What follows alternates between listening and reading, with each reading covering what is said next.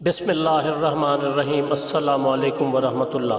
नाज़रीन ग्रामी, हज़रत अम्मार बिन यासिर और हज़रत ज़ैद बिन अरकम रदी अल्लाह ताला अन्हुमा रिवायत करते हैं कि अमीरुल मोमिनीन हज़रत अली इब्न अबी तालिब रदी अल्लाह ताला अन्हु एक रोज़ ऐवान क़ज़ा में तशरीफ़ फरमा थे।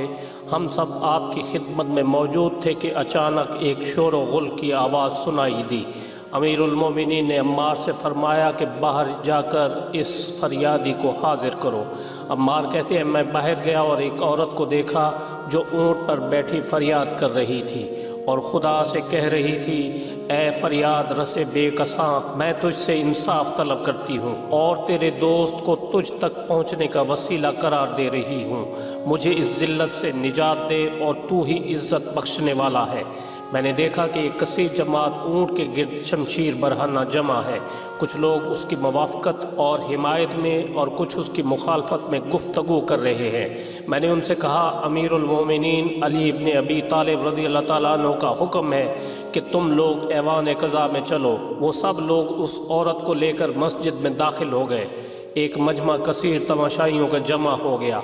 अमीरुल मोमिनीन खड़े हो गए और हमदो सनाए खुदा और सताइश मोहम्मद मुस्तफ़ा सल्लल्लाहु अलैहि वसल्लम के बाद फरमाया, बयान करो कि क्या वाक़या है और ये औरत क्या कहती है।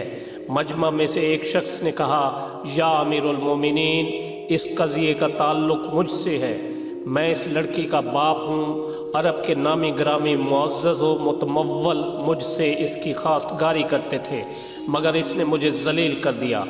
अमीरुल मोमिनीन ने लड़की की तरफ रुख किया और फरमाया कि जो कुछ तेरा बाप कहता है क्या ये सच है? लड़की रोई और चिल्लाई, या हज़रत, परवरदिगार की कसम, मैं अपने बाप की बेइज्जती का बायस नहीं हुई हूँ।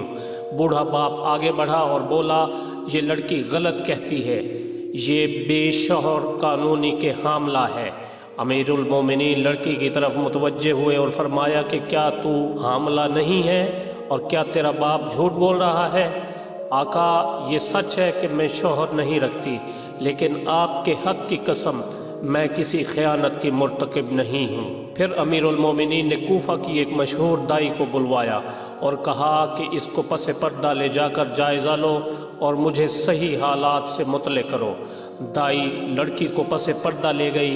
बात तहकीक खिदमत अमीरुल मोमिनीन में निहायत हैरत से अर्ज़ करने लगी, मौला, ये लड़की बेगुनाह है क्योंकि बाकरा है, किसी मर्द से हम बिस्तर नहीं हुई, मगर फिर भी हामला है।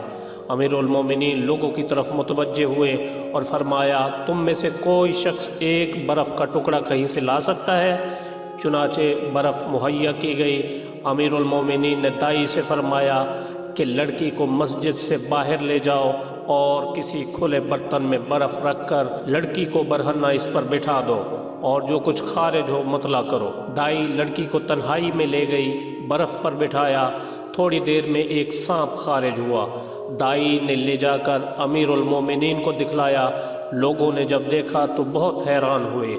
फिर अमीरुल मोमिनीन ने लड़की के बाप से फरमाया कि तेरी लड़की बेगुनाह है क्योंकि एक कीड़ा तालाब में उसके नहाते वक्त दाखिल रहम हो गया था, जिसने अंदर ही अंदर परवरिश पाकर ये सूरत अख्तियार की।